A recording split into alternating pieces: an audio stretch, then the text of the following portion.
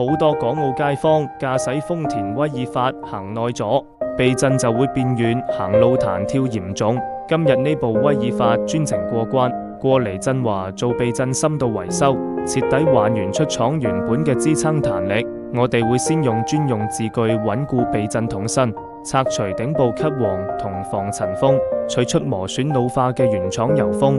舊油封硬化滲油之後，避震油慢慢流失，內部活塞失去咗離阻力，先會出現坐船一樣嘅漂浮感。隨後徹底清洗筒壁活塞閥組同油路雜質，將入面變質發黑嘅廢油全部排乾淨。隨後更換內涵氣、內高溫嘅進口油封，均勻塗上潤滑劑，安裝到位。跟住灌注對應威爾法避震規格嘅進口阻尼油，嚴格控制油熱容量。